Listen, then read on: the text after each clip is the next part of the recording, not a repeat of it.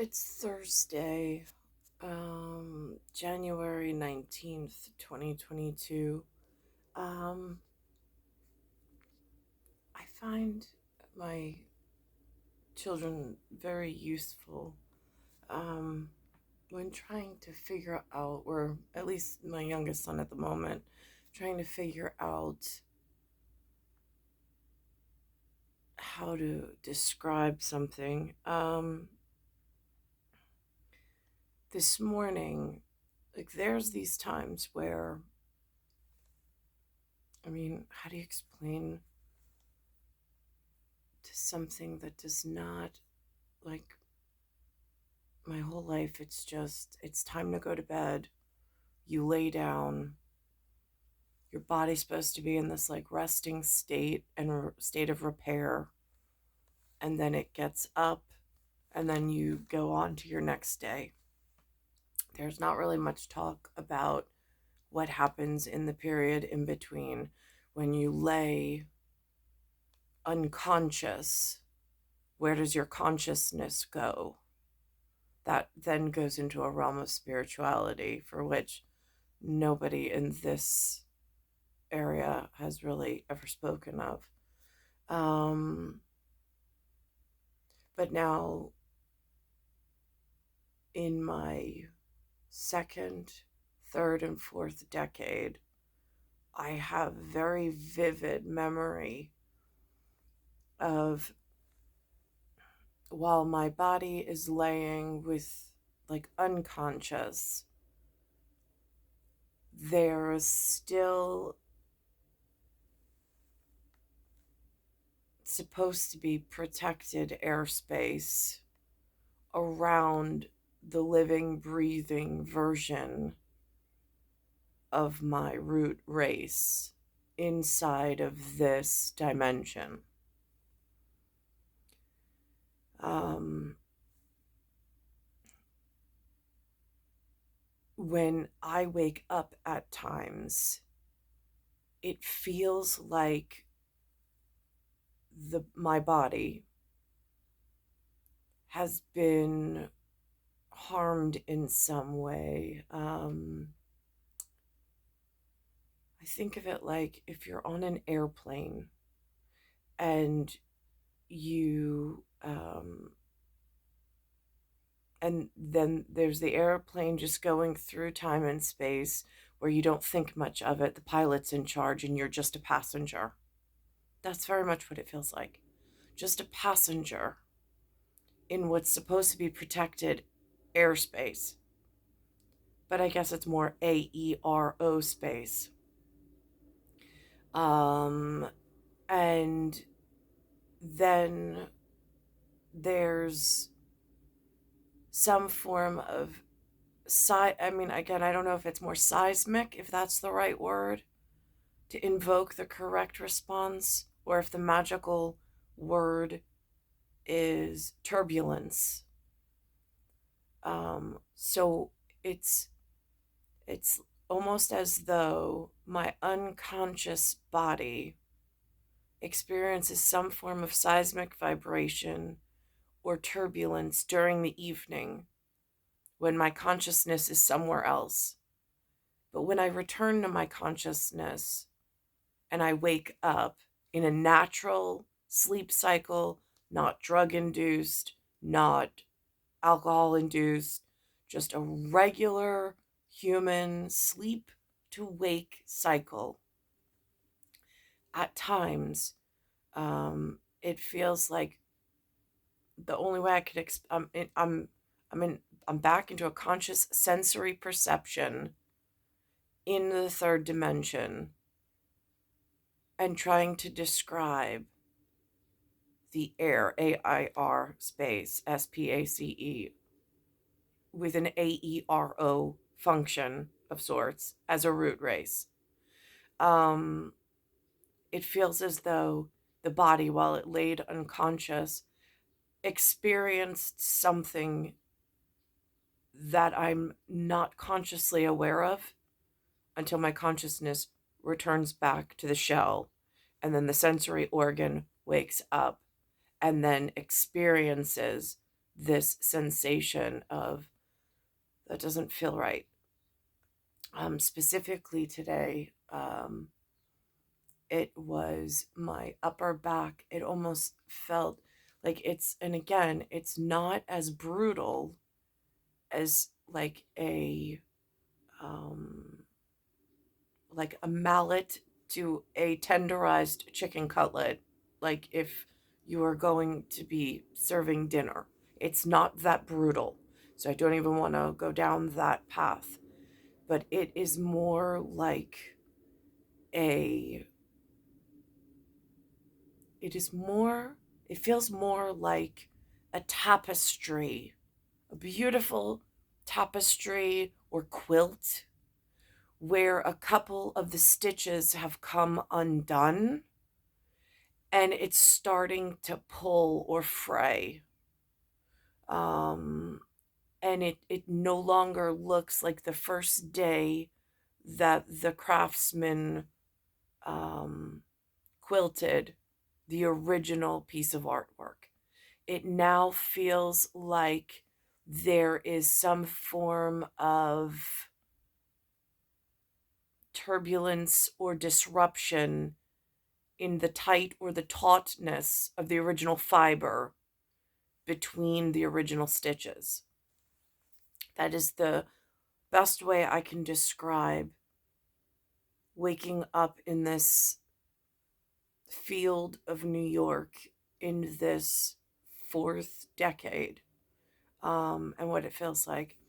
Now, this morning, I also had a conversation with my son, Anthony, my 2012.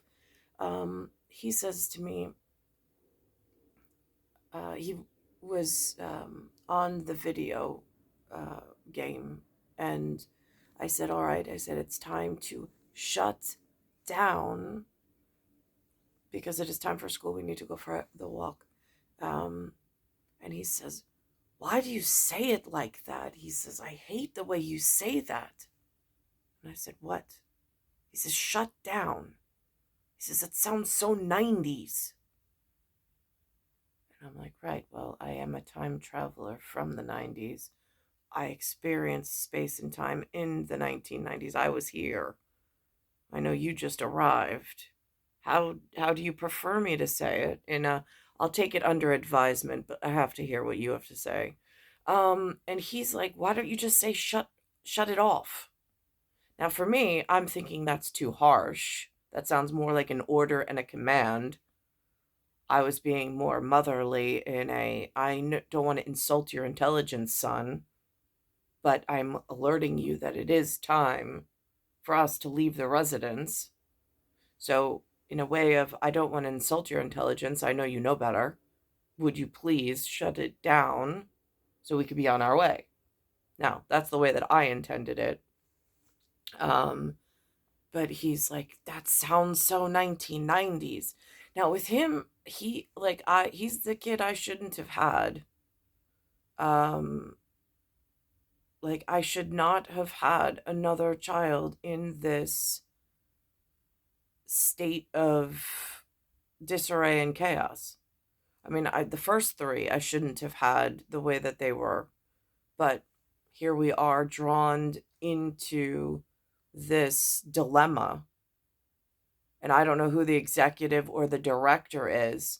I'm sure they're not going to take full credit for all of the destruction that they've caused and all the harm they've caused my person throughout the years. Usually I find that humans, after they stir up trouble or cause trouble, they really don't claim credits for all of the destruction that they've caused. But here we are. So,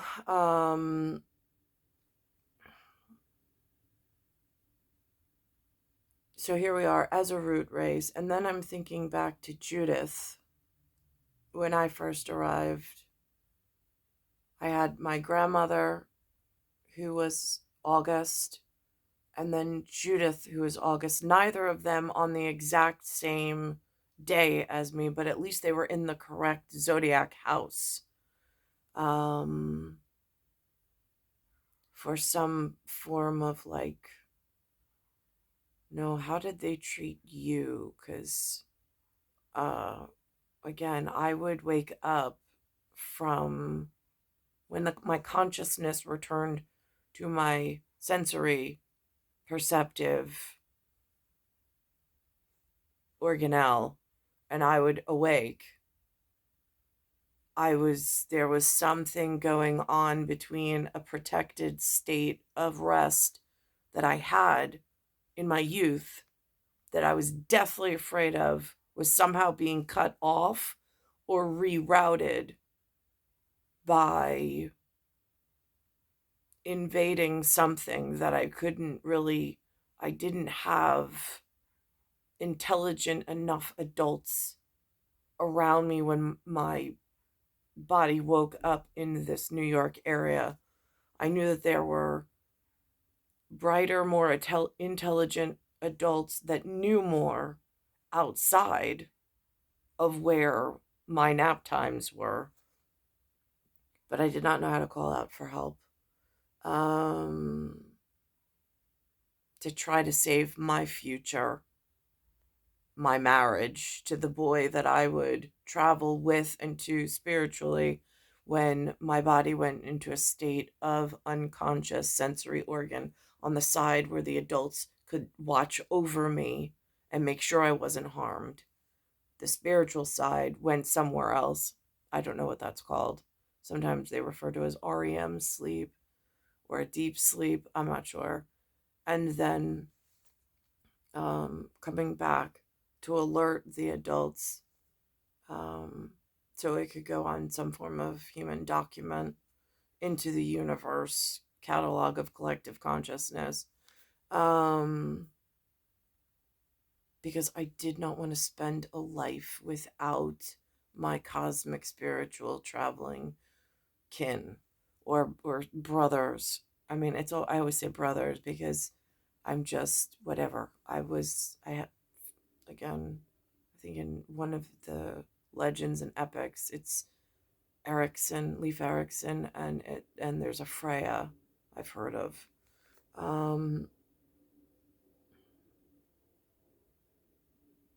But not in any great detail.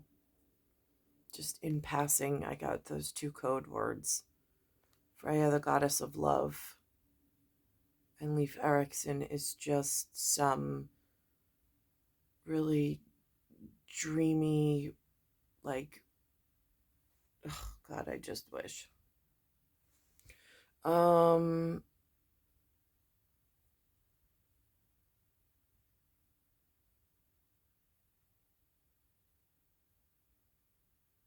So there's that.